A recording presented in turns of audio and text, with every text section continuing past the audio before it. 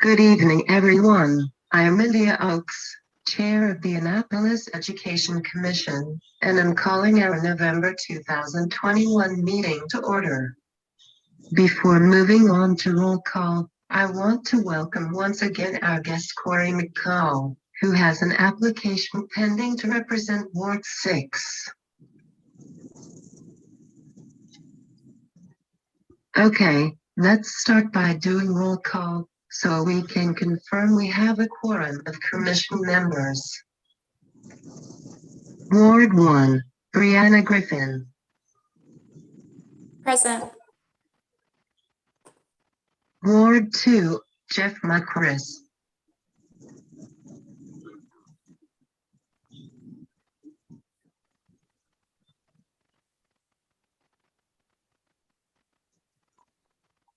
Ward 3, Enid Colosimi.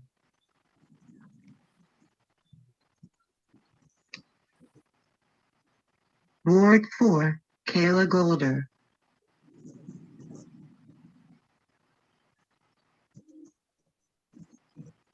Ward 5 is myself, India Oakes, and Ward 6 is still pending a new commissioner, Laura Booth in Ward 7. Present. Ward 8, Jessica Packler. Present. At-large member, Odessa Ellis.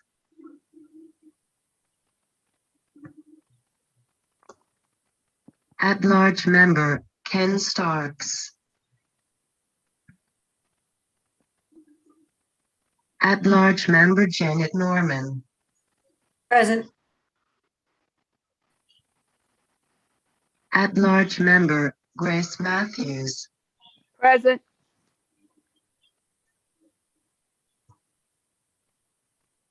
Alderperson, Sheila Finlayson. Present. And non-voting member, Pam Bukowski. Present. Andy, I just wanted to say I'm here. You probably already called me.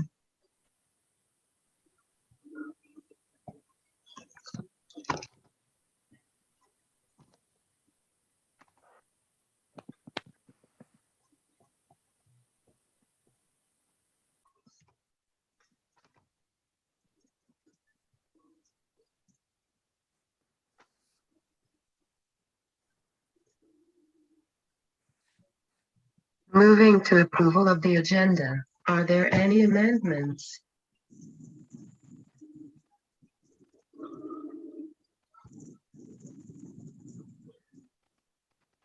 Is there a motion to approve the agenda? I'll move. A second. All in favor? Aye. Aye. Aye.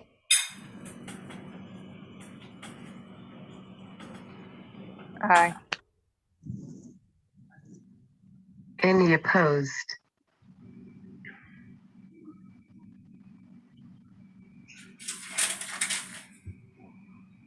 Any abstain? Agenda is approved.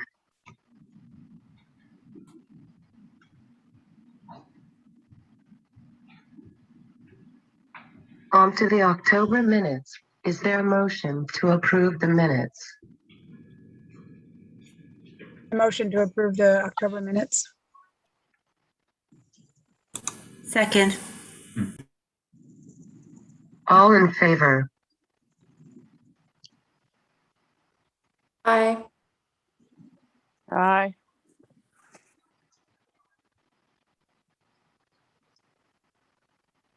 Any opposed?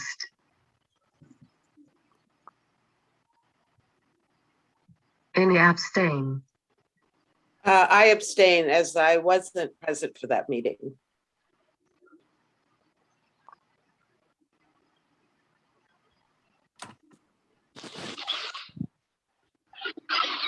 I did not see any public testimony submitted, so Moving to committee reports, does anyone have an update to share from any of the committees?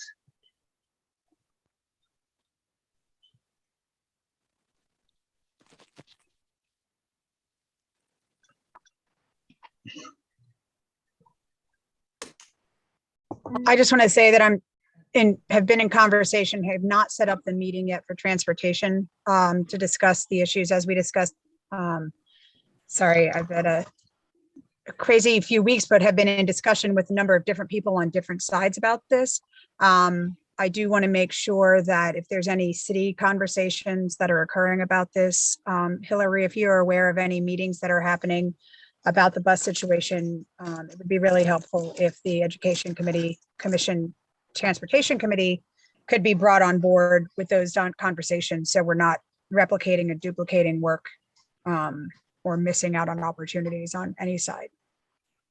As far as I know, there's nothing, no city staff meetings on that. David Jarrell and the mayor have offered our assistance to the county in any way they need, but we're not involved in any of the planning. That's all at a county or school board level.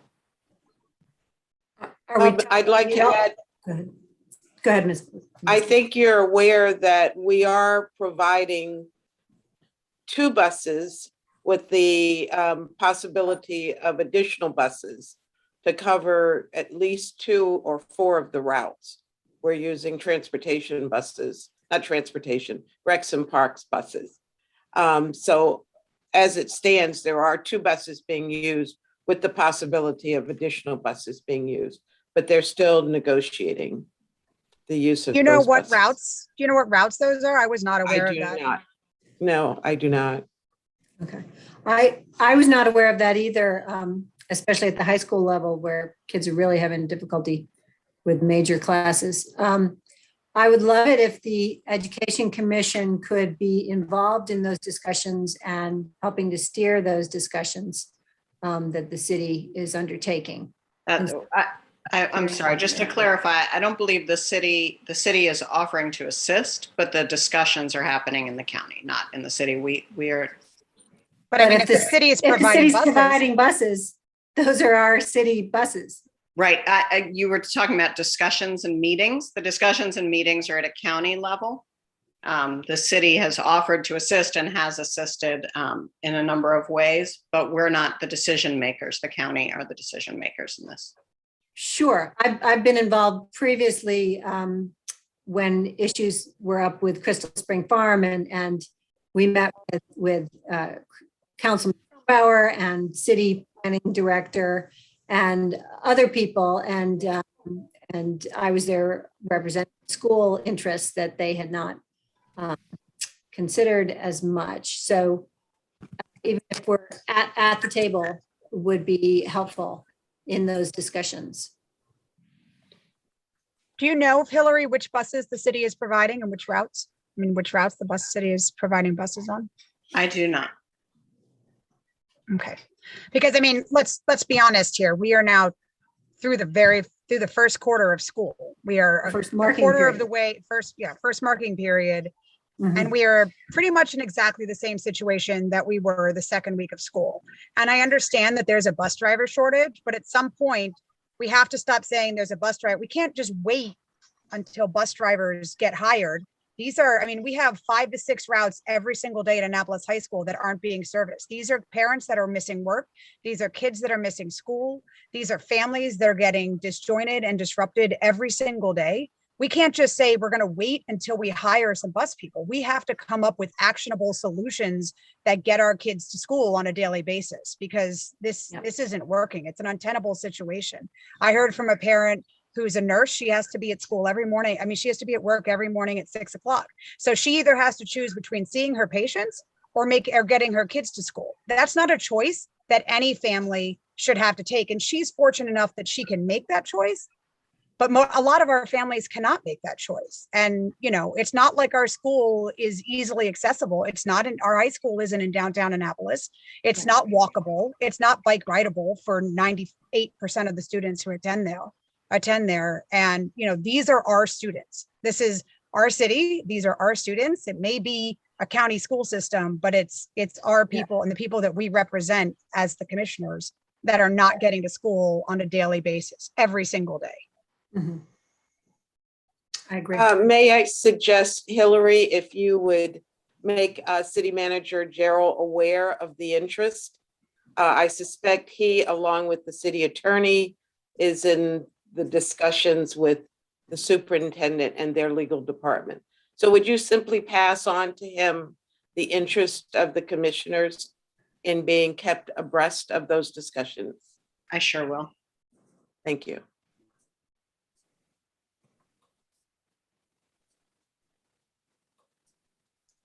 I know it's been a short turnaround since the last meeting, but any other committee updates?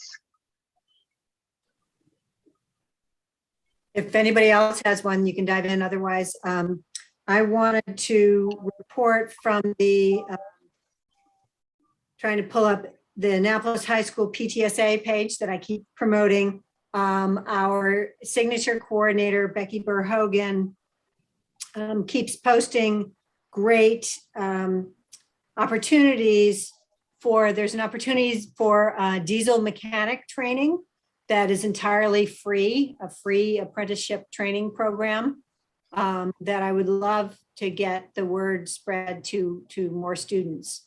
That is a great career and a high paying jobs and very much in need.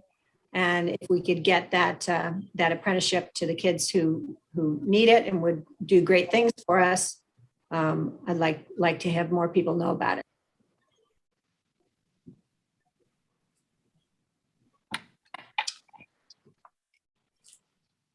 They were also doing a financial aid form, the FAFSA form, the federal form you have to fill out for financial aid or scholarship granting from colleges or career training programs. They were doing that tonight. The counselors were doing that for families tonight at Annapolis High School. So just trying to connect our families that need these programs with what the school is offering and the community is offering. So if you all have any ideas of how we do that better and reach more people, I would love to know.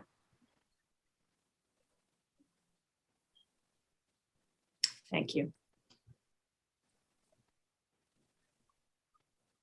Okay, seeing no other discussion on committees. We don't have any old business, so on to new business. First up is Annapolis High School. I know that Janet has things to share on mental health, but before we get to that, is there any discussion tonight about the capacity issues?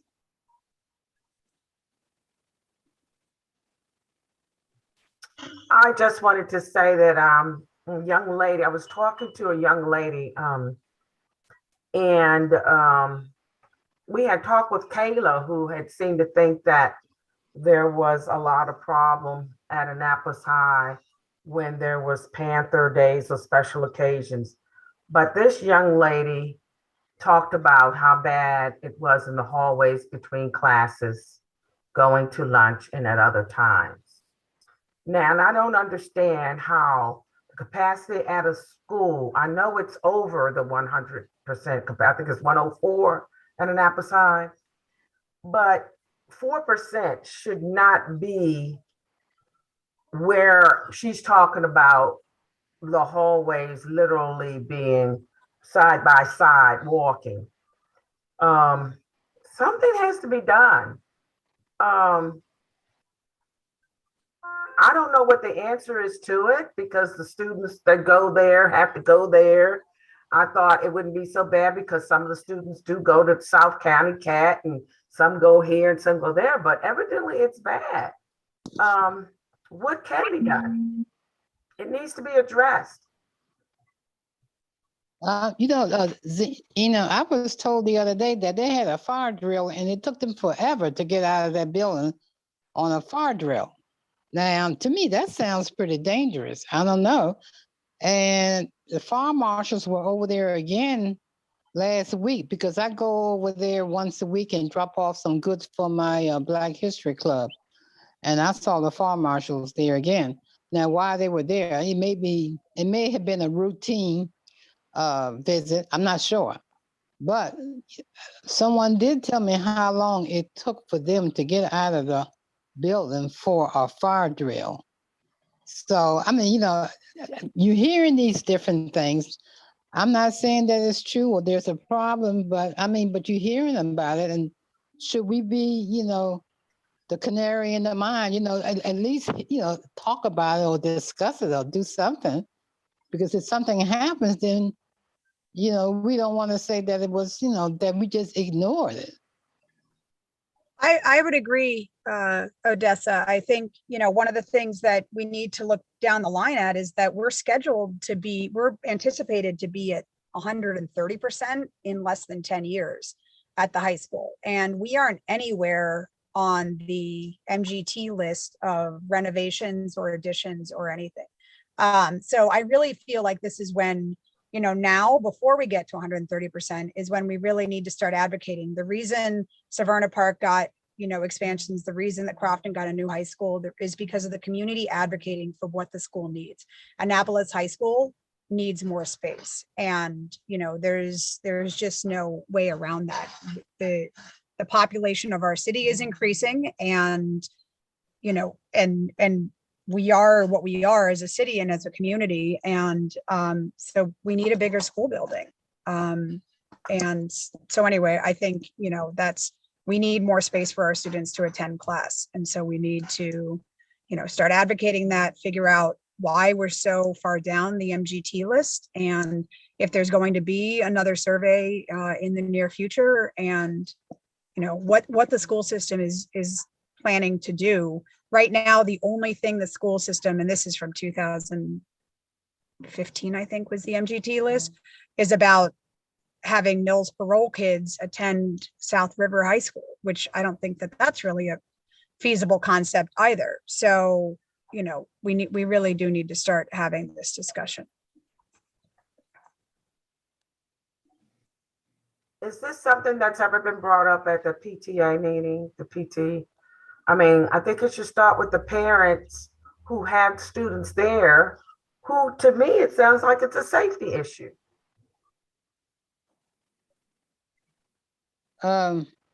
It has been brought up at the PTSA meetings.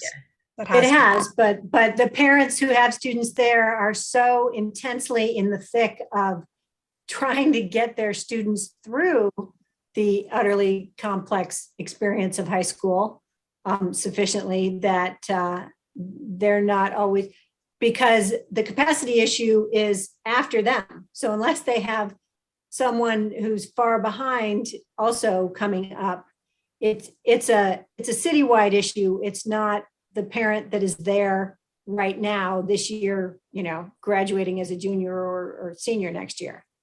The answer is generally your kids are safe. You don't have to worry about it. Well, is there a way that we can look at the populations at the elementary schools now and then get an idea of how many kids is going to be there in 2 years, 5 years, or whatever?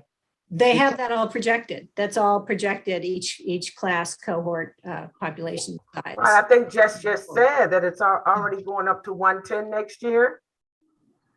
Mm-hmm. I'll pull the numbers up again, but it was 130 by 130 in the next 10 years.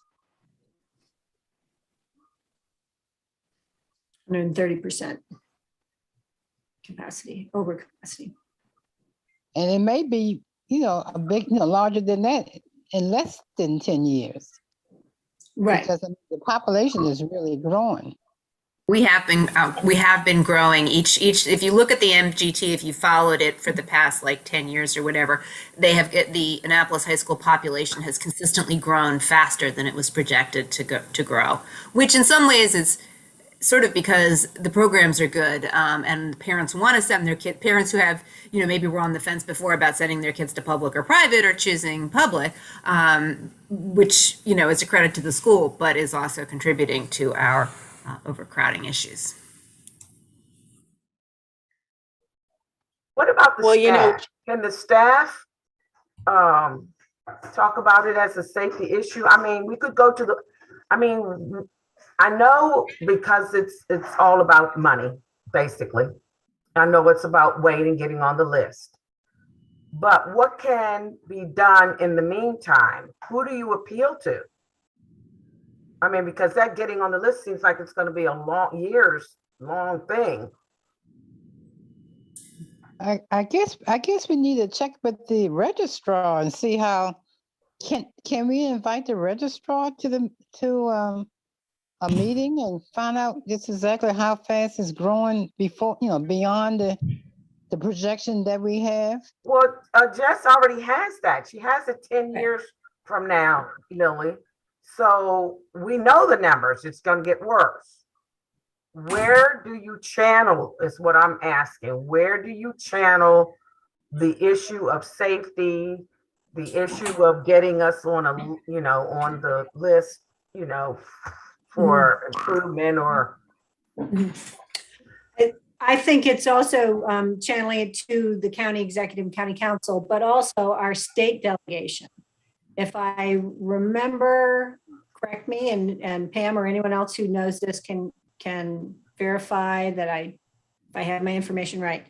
I thought that the PVA wing expansion was paid for with state funds, similar to the additional turf fields paid for with state funds.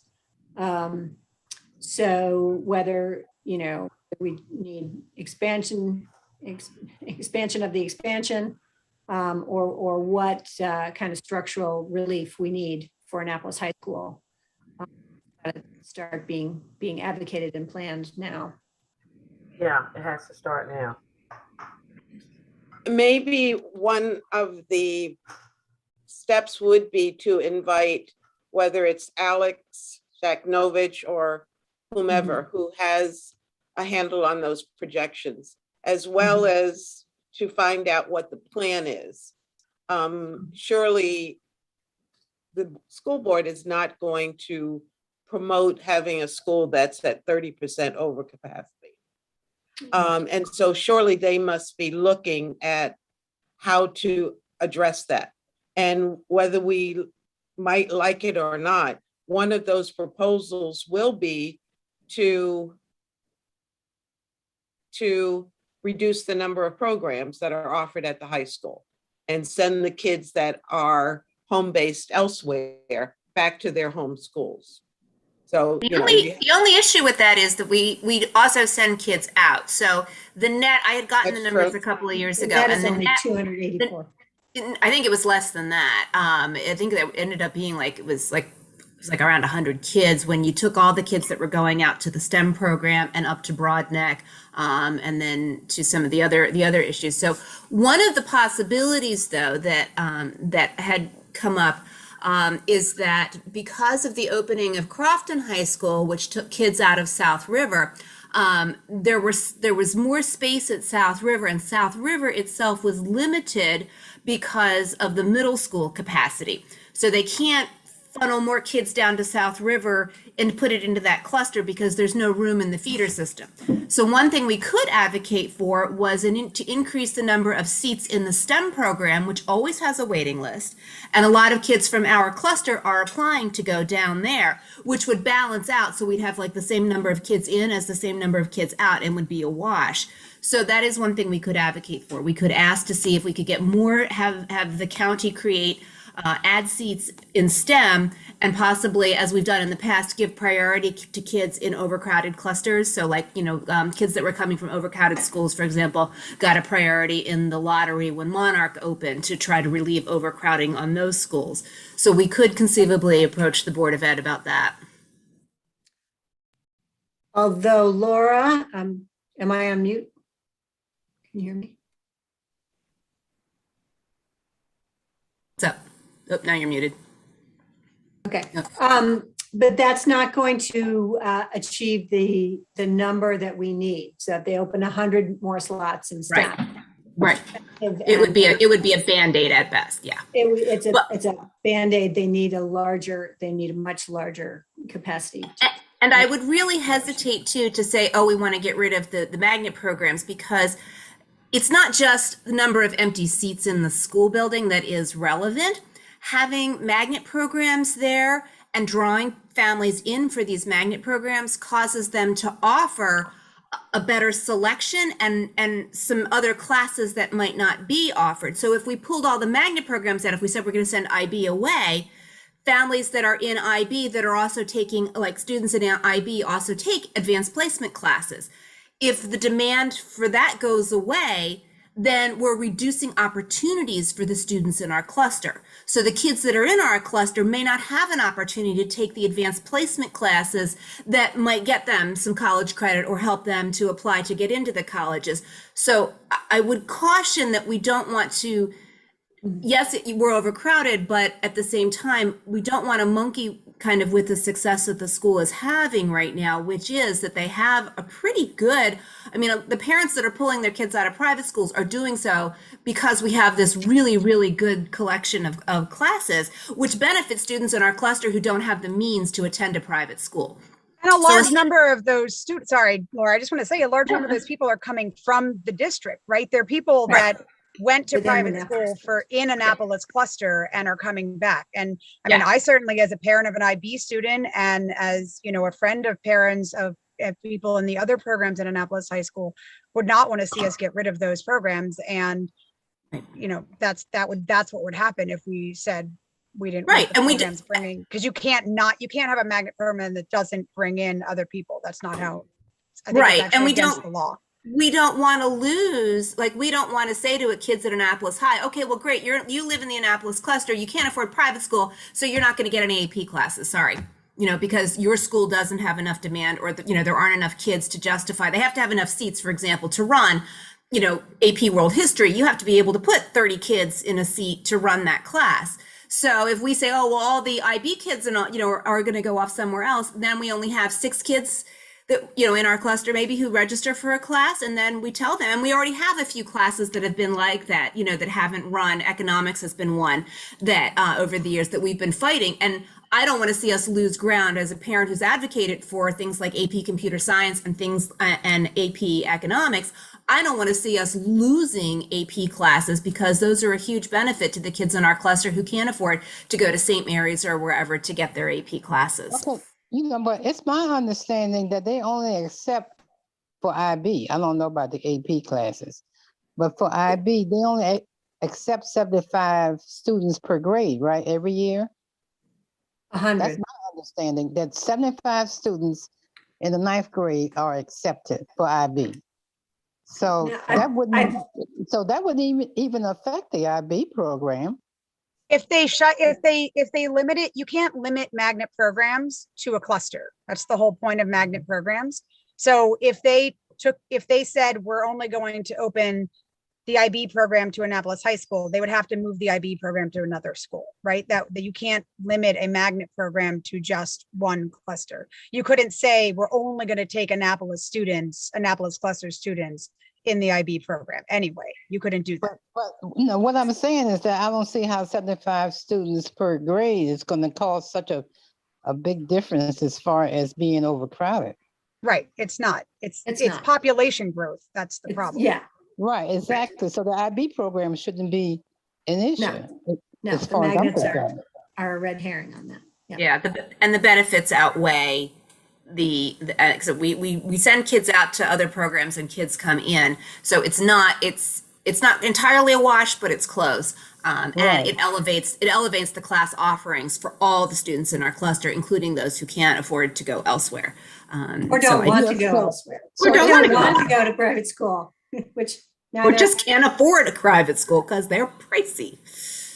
but they're not. So right. wouldn't it be the standard wanna go. classes probably that's more overcrowded than the IB or the AP? I would think that it's the regular classes. It's both. There are a number of AP classes that huge, 35, 37 students, way too large also, but probably standard also. Well, maybe just for informational purposes, I'll just share what the MGT study is. You saw I had the numbers up before for the of what our projections are.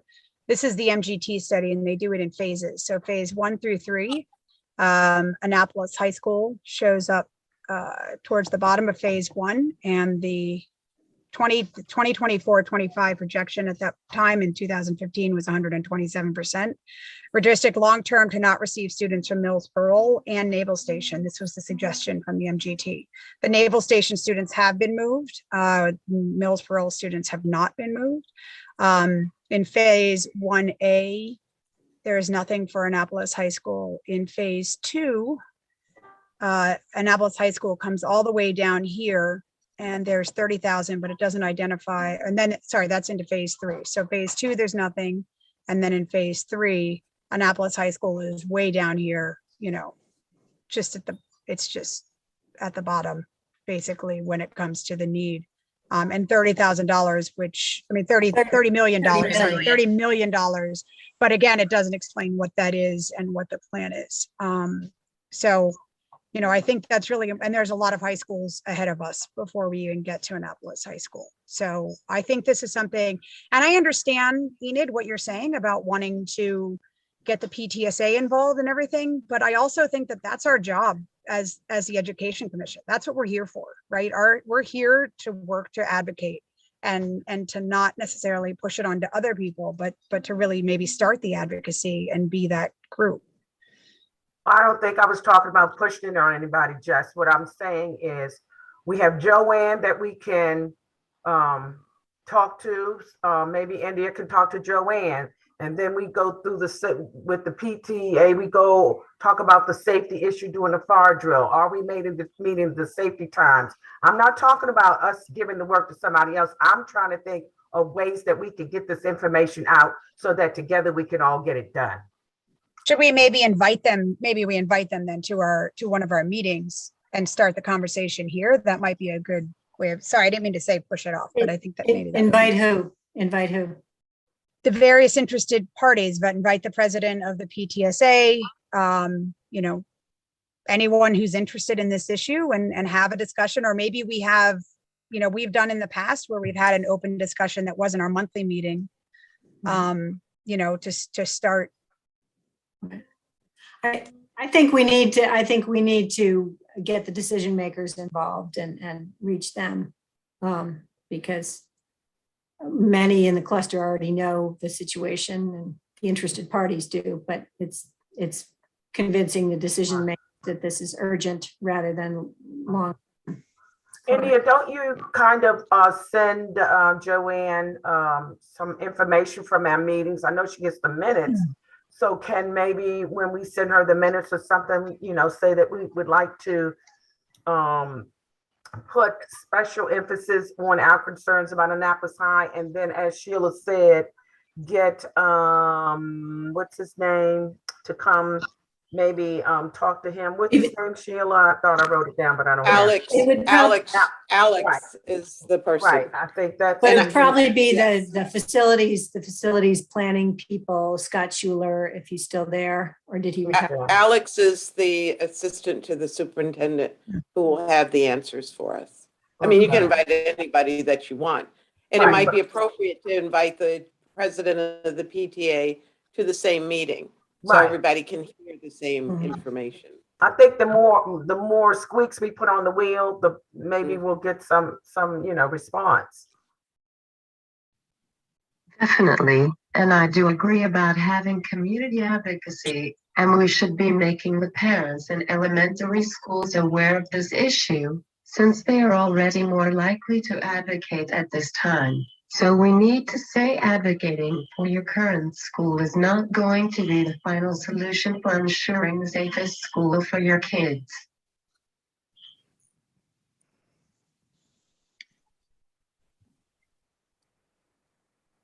So maybe invite the presidents of the PTAs in all 3 levels, because while it doesn't impact the elementary at this time, it will. And they're the future we're talking about. So to invite all of them to a meeting with Alex might be helpful.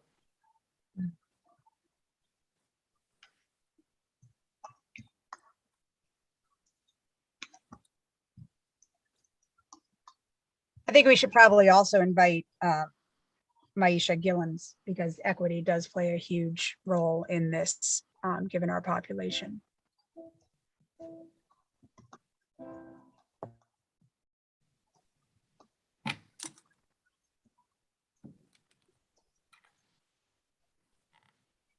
Sounds good. Anything else before we move to mental health? Mental health. We all got mental health issues. Janet, you can go. Okay. Okay, so I sent by email to Brianna and Laura a forwarding of a link to the Anne Arundel County Public School, Dr. Alato and the admin team presentation to the state delegation of the state senators and delegates for all of Anne Arundel County. They did that on October 10th and 19th. And in that, they were asked about the resources for mental health at Annapolis High School. Because Annapolis High, for the PTA for several years in a row, had been advocating for an increased social worker capacity. We have one social worker at Bates, one social worker at Annapolis Middle, and then the entire caseload of kids comes to Annapolis High and has only one social worker. So we've been advocating for an additional social worker. AACPS's response to the delegation was that mental health coverage, even though they only have one social worker, was adequate because they have assistance. And in the videotape, they said from Thrive Behavioral Health, which is used in other schools in the cluster or other levels, but at Annapolis High School, our social worker told the PTA last week that it's actually the Children's Guild who does the mental health counseling in addition to her and the counselors working through things. But there's two huge limitations that our Education Commission needs to know about and advocate for.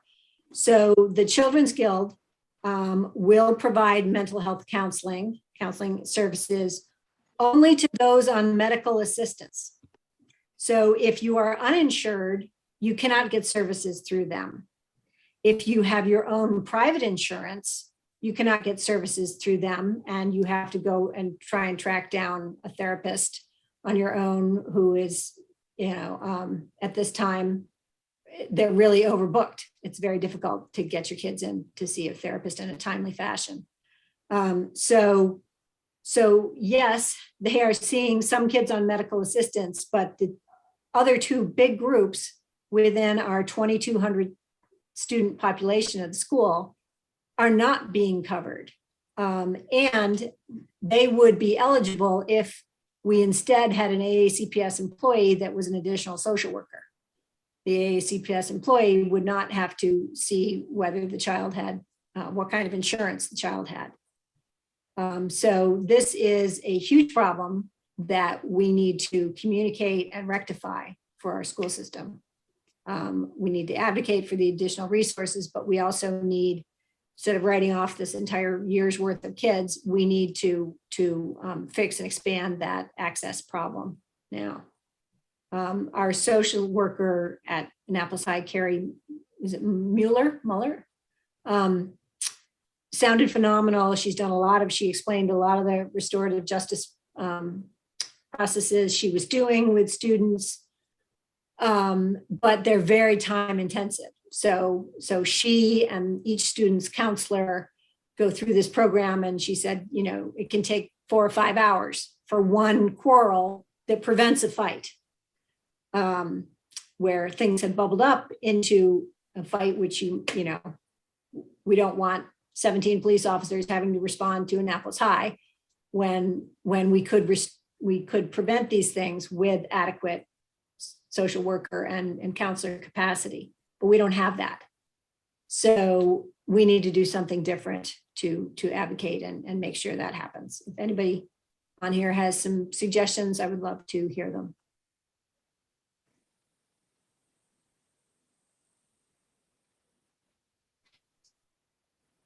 I mean,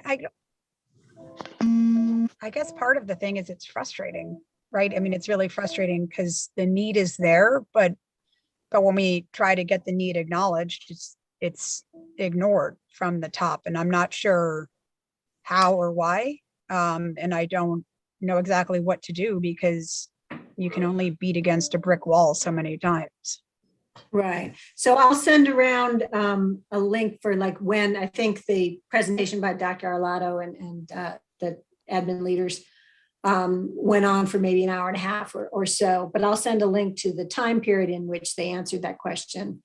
And because they were also answering like, because the state delegation needs to know, this is not accurate for what the situation is at Annapolis High. And so we can't have that inaccuracy holding us back from the resources that we actually need. Our decision makers need to know what the true situation is for our students. They're spending it one way or the other. And they also responded that Annapolis High has a higher counselor number than the other schools, which is true. So we have 7 counselors for our 2,200 students. So that's 315 students per counselor. And perhaps some of the other high schools have an even larger number. I would love to find that data out. But that negates the whole opportunity gap, achievement gap issue of if your students need more support, yes, we are providing them more support. So writing off Annapolis High and saying, oh, well, you already have more counselors, seems to be ignoring the equity and opportunity gap issues that exist there.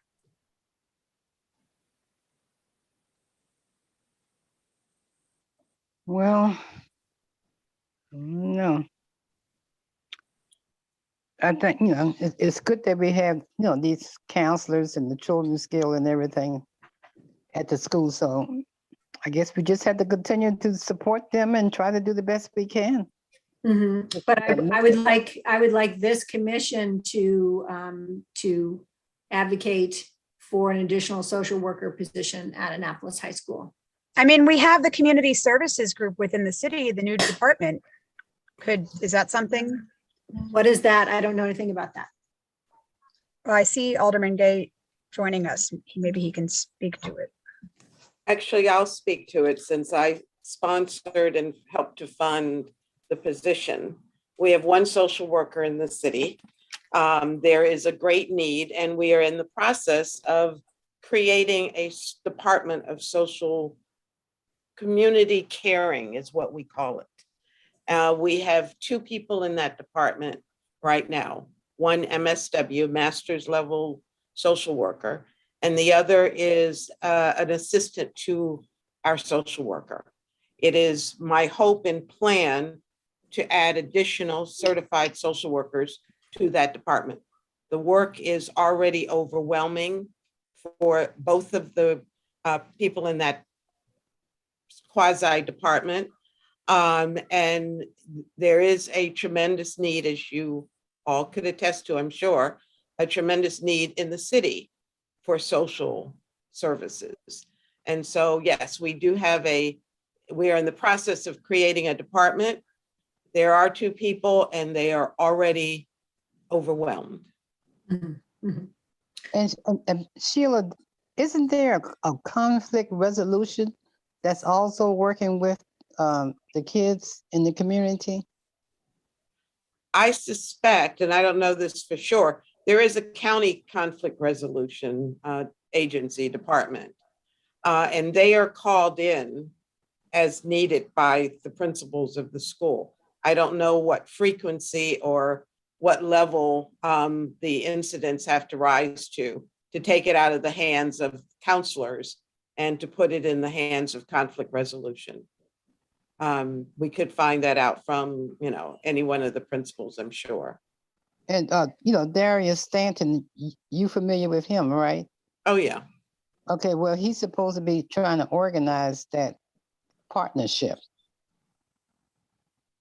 Well, I know he has organized a group who, with the incident that happened in, I guess it was in September now, he's been meeting with the group weekly to give support to all of the communities and all of the schools at every level. While the incident happened at the high school level, there are other incidents that are happening in middle and elementary schools that kind of focus around, and I hesitate because I don't want to call them gangs, but the disruption between communities. And it is trickling down to the elementary, middle and elementary schools. And so there's a group of ministers particularly who are working in the community to try to get their hands around and help to resolve these conflicts. And the group, the organization, Conflict Resolution, I think is also is a partner with this. Mm-hmm. So I'm I sure- can find out more information about the conflict resolution, Janet, and bring that information back to you, at our next meeting or. Before that, if you can, if you find out something, email it to the whole, email it to India and she'll make Okay. the rest of us, please. You can just go into Anne Arundel County. They're a quasi department in the county. Right, so You the just- school social worker talked about them, and they're available for anybody, but not just students, adults, anyone else. But we have a need for school-based work where as the social worker described, she has her resources. The school counselors are all trained in restorative justice practices. They sit down and work through this with them. The 5 of them, each unit of the disagreement, plus their 2 counselors, plus the social worker. So having it within the school is much more beneficial to our students. They don't have transportation up to Anne Arundel County Community College, wherever the other centers are. But having it in our schools is really necessary to get past some of these grudges that turn into much bigger issues. And I can find out what role conflict resolution is playing in this group also, and with the guidance counselors. Mhm. And I'll let you. Sheila, where is the department community caring? Is that in Annapolis City or? Yeah, How do It's out the kids of- know that that's available to them? Those are my 2 questions. well, it's not available particularly to kids. It's under the city manager right now. It's not a department because we've got to change the code to add it as a department. So it's in the office of the city manager. They spend a lot of time in the 2 resource centers that we opened over the summer. One in Robinwood and the other one in Harbor House. So the kids do know, if they live in either of those communities, they do know about the resource centers. Well, I'm not sure, because I've been talking to parents last week and they never heard of it. Down in Robinwood anyway. I don't know about the other neighborhoods. I mean, but- I know that I live in one of those communities and information has not been pushed out to our children. I clearly am aware of it, but it certainly isn't being spread to the children within the community. Exactly. And why it's not getting out to the parents in the neighborhood, I don't know, but. Well, we had 2 grand openings for both of the facilities. Information went out to people who live in those communities. And I want to say back in July, it may have been earlier than that. So if they live in the community, now maybe parents didn't share the information with their kids, but folks that live in those communities know about the resource centers. So, if there's a miscommunication, that's something we need to take care of. It is not geared towards children. And No, if these that's are the need, These are parents I was talking to Oh. last week, and they And didn't they know don't know anything about about it. the city Yeah. resource center in their community? No, they didn't. Didn't even know where it was. Can I interject? Um, they they used to do newsletters in Harbor House and stuff like that. They don't. I haven't seen a newsletter in so long. Um, and what they typically do is like post stuff on the buildings in front of the buildings and everything. But they may get taken off. They may get knocking down. Like, you know, a lot of adults don't see that stuff either. Ms. Mako, do you live in one of those communities? Yes, ma'am. I live in Harbor House. Do you know about the resource center there? No, this is my first time hearing about it. There you go. I'm telling you, I've talked to the parents, and they Well, don't know that's anything why I'm about it. asking. Mm-hmm. Alderman Gay, Thanks, you're on Corey. the call. Alderperson Gay, welcome. And do you have something to share on this issue? Was that for me? Yes. Oh, okay, awesome. Thank you so much. Thank you, Sheila, also for allowing me for the chance to speak. I wanted to join because I was really interested in the SRO conversation, but I'll make comments about the resource center as well. But quickly, as the legislative session approaches, they'll be going into early session in December. They'll have a week to go over any veto overrides and unfinished business from the last session, and to go over the redistricting. But a part of that could potentially be a push for what in the 2021 session was Senate Bill 245, the removal of SRO officers from schools. And so that didn't even make it out of the committee last session because it was politicized.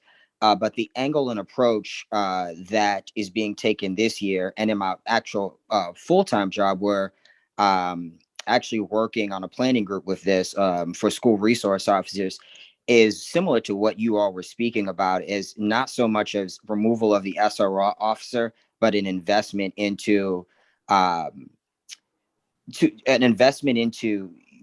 staff and resources that could kind of curtail some of the social issues that take place both in and outside of the school.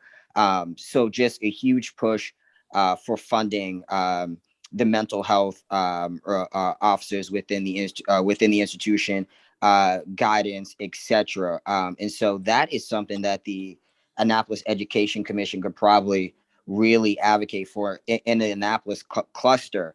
We have the power to actually remove the SRO from Bates Middle School because it's the only middle school that we actually send an officer to. So that can be done at Bates. But the thought was that a collaborative approach should be taken. Why take one out of Bates when you wouldn't take it out of Annapolis? But Annapolis is ran by the county.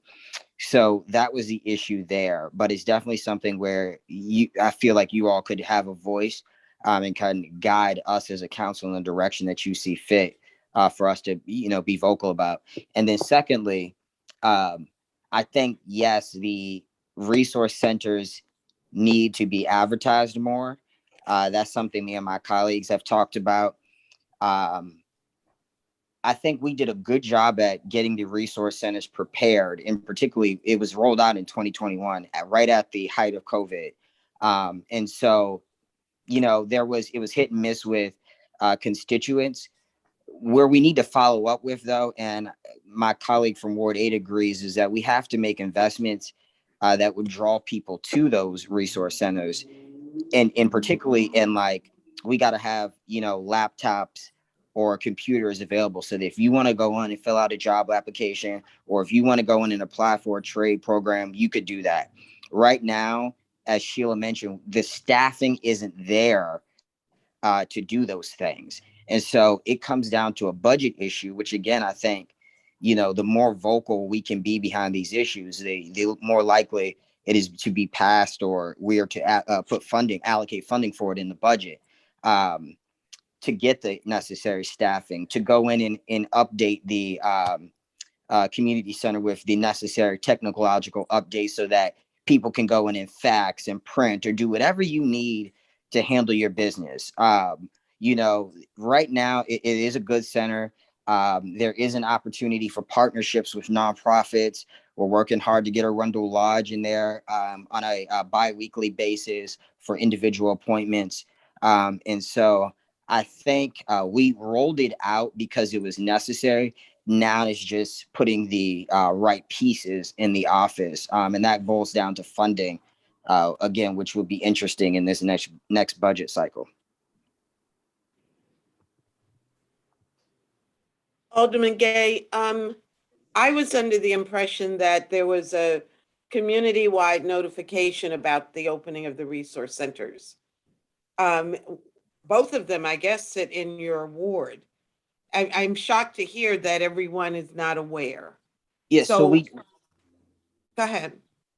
Yeah, like you mentioned, we did the kickoff, and then following that, there had been several drops. I, in particular, had walked twice, both communities with Civil Justice Inc. for the rental assistance when we partnered there. And so I think people know, but again, if people don't, then I just have to do a better job of advocating and making it known that that's what it's there for. I think there was also a misconception that it was a police substation because, again, that was the initial verbiage when it was funded. And so just making it clear across the board that this can be a resource for people, you know, that I think that's important. Well, I've written myself a note to reach out to HACA because, as was mentioned, they do a newsletter, at least they have in the past. And they could be including information about the resource centers to their residents. Absolutely. I'm sorry, as Corinne mentioned there, Corey mentioned, there used to be the newsletter. They actually stopped it because of funding issues. But I'll use some of our funding that they set aside for us to print out some really good flyers and just get that published.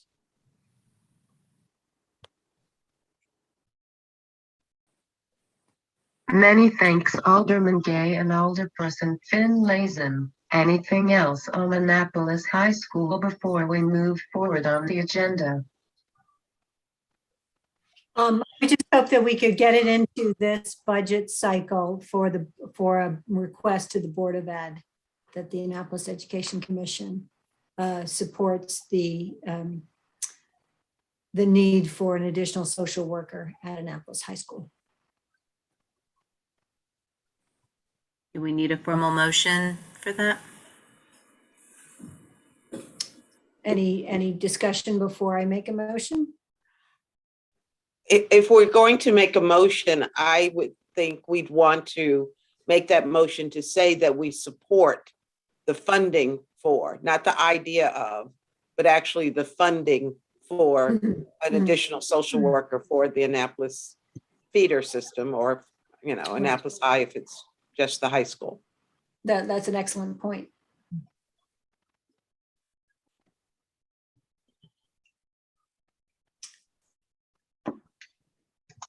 So should I make that motion?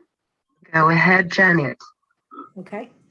I propose a motion for us that the Annapolis Education Commission supports the funding for a social worker, an additional social worker position at Annapolis High based on the very large demonstrated need in our cluster and goals to achieve opportunity and achievement gaps. I second the motion. Any discussion before a vote? I do have a question. Would you be willing to accept an additional social worker for the feeder system? In the event that we couldn't get one dedicated to the high school, but one that may be shared with all of our 11 schools? I know that's a lot. I personally wouldn't, having Okay, been the Annapolis High, seeing the need and the intensity of how issues rise, and, you know, wanting to avoid SRO and police involvement in our high schools and charges and things like that, getting kids records. I really want it to be at the Annapolis High School. I think, not saying that there isn't a need at the lower levels, but I think there's also totally. other opportunities at the lower levels, like we were talking about. There are other organizations that support the elementary schools that don't support the high schools also. And I think we're really talking about a workload balancing issue, since we do have a social worker we have 2 middle schools which have 2 social workers for 3 years worth of students, but somehow now we have 4 years worth of students at the high school and they're only being handled by 1 social worker. I mean, there's no way that you can pour that many cases into a teeny tiny funnel, you know, and have everybody come through. I mean, there are obviously kids that were receiving social work, were working with a social worker at the middle school that would not be able to work with a social worker at the high school, simply because the social worker at the high school can't handle, you know, more than 2 times the number of students that the social workers at the middle school level are handling.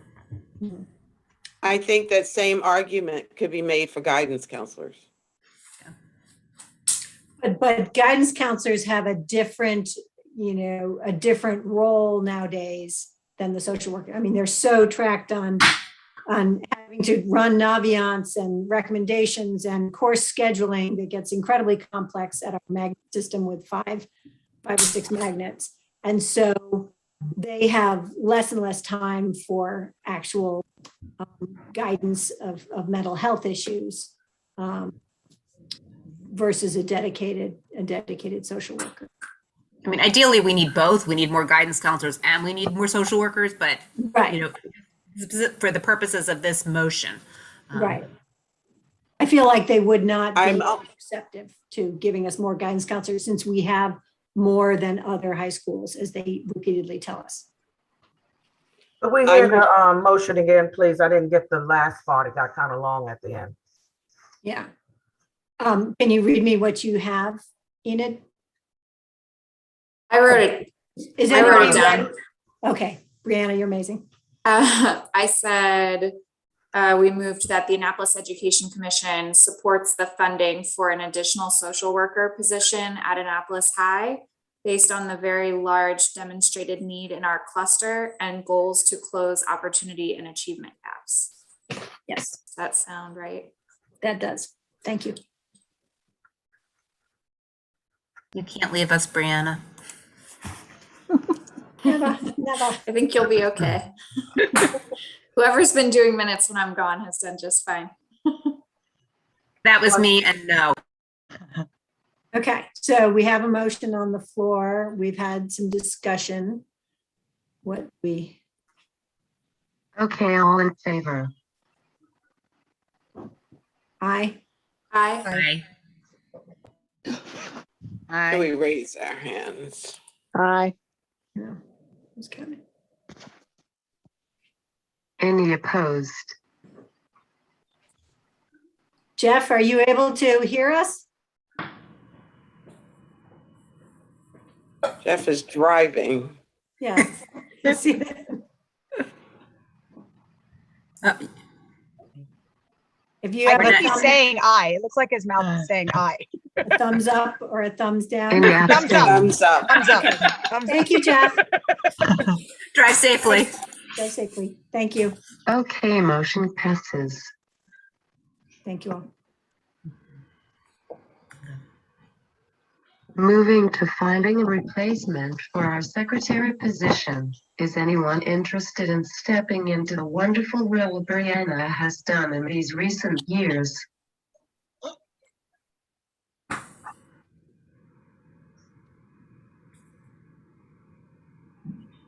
Don't everyone jump at once.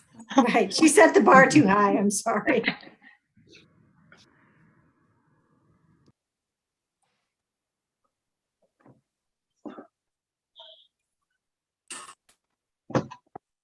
I'll share the templates. Brianna, I'm gonna miss you, Brianna. You're so sweet. Thank And you. so pretty.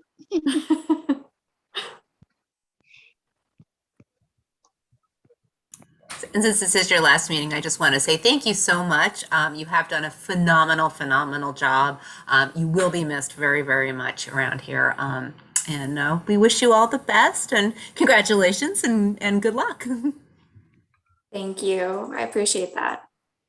We expect to see you right back here in about 5.5 years. Exactly. Exactly. Might as well just stay on because then you'll just be ahead of your game. I will send out another email asking for a volunteer, but we definitely need someone next meeting.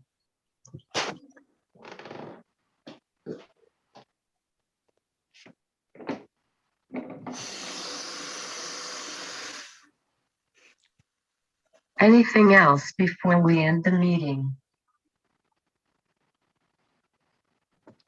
I just had one thing. I didn't get a chance to say it during the committee updates, but it looked like there was a meeting tonight about charter schools. There's like a public forum and workshop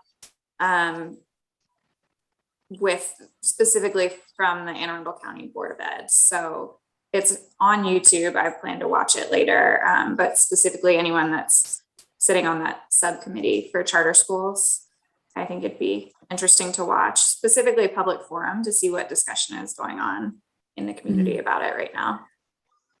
Yeah, I think they're going till 8:30 p.m.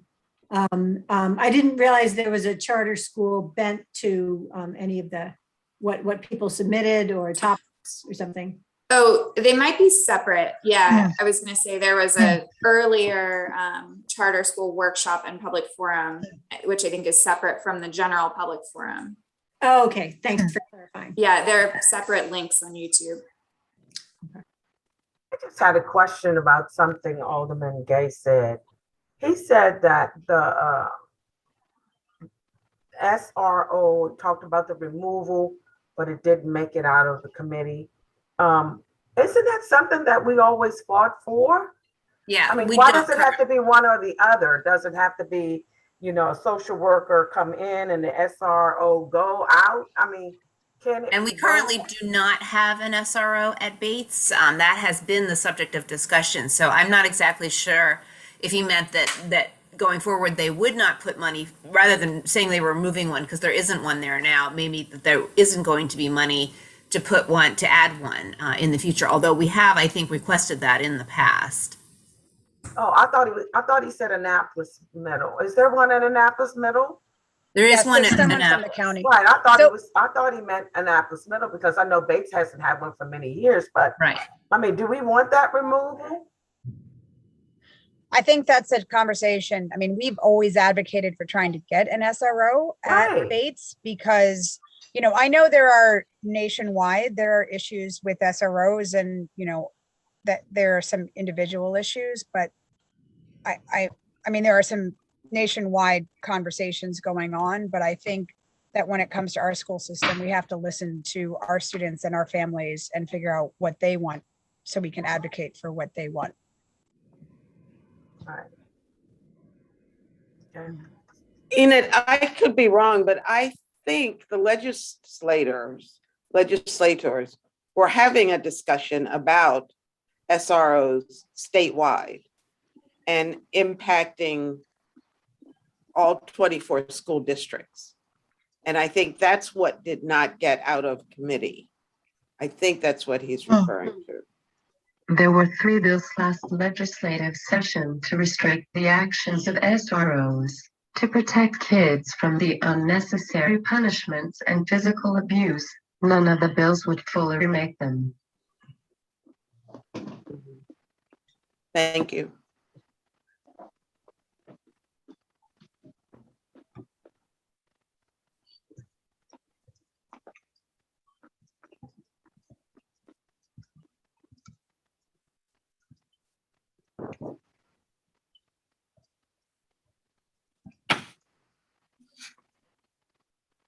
And they tried to redirect funding to mental health.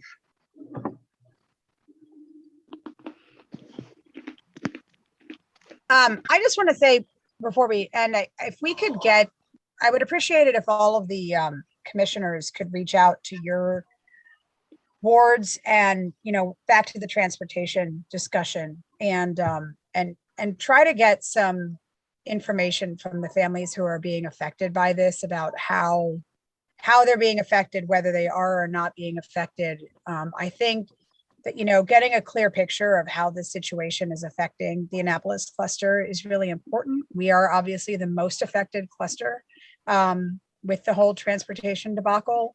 And, again, I just really feel like that we are too far into the school year for this not to have, for a solution, even if it's a temporary solution, to not have come up with. I basically, I think it's negligent that we haven't had a solution at this point. You can't just wait until drivers who have gone to work, gone on. They're not just sitting at home waiting to be hired. They've gone on to work for Amazon and everybody else.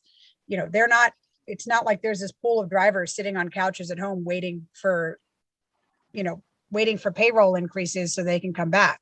There aren't drivers because they've gone on to other jobs, and we can't just wait until somebody eventually hires somebody to get our kids to school.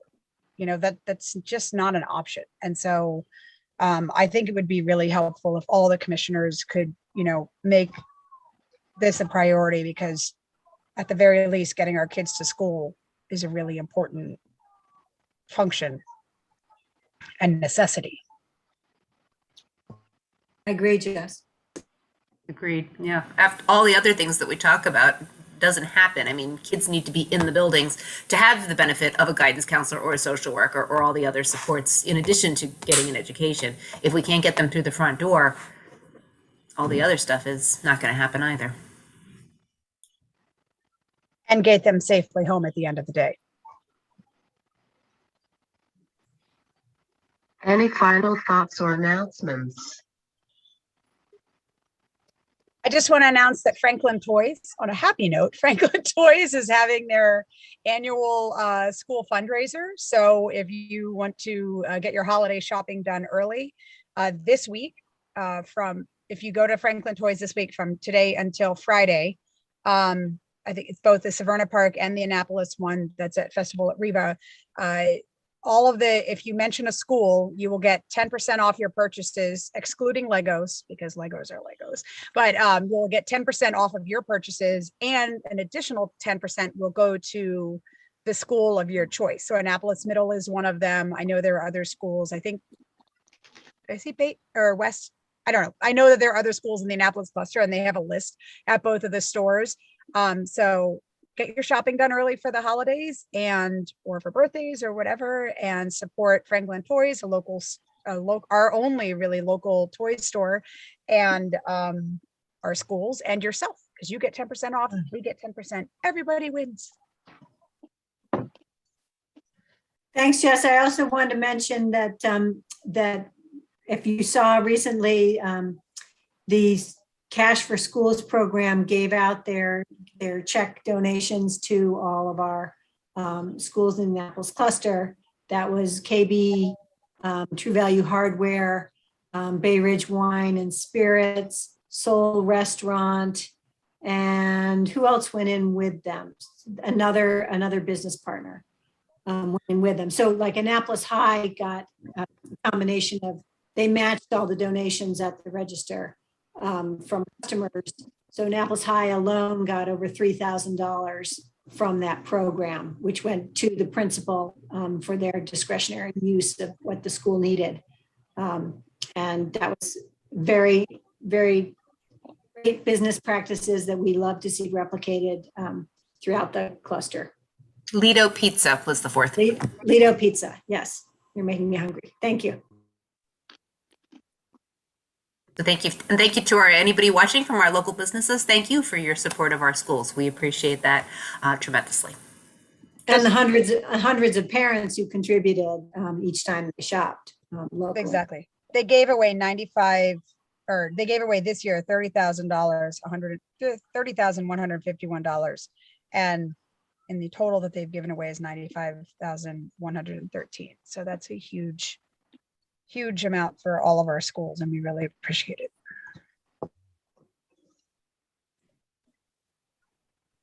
Okay, quick reminder, our next meeting is December 8th due to the holidays. Then we revert back to the fourth Wednesday of the month in January. As always, many thanks to everyone in attendance and watching online. Meeting adjourned. Thanks, Thank you, Todd. everybody. Bye, Jeff. Happy Thanksgiving. Jeff.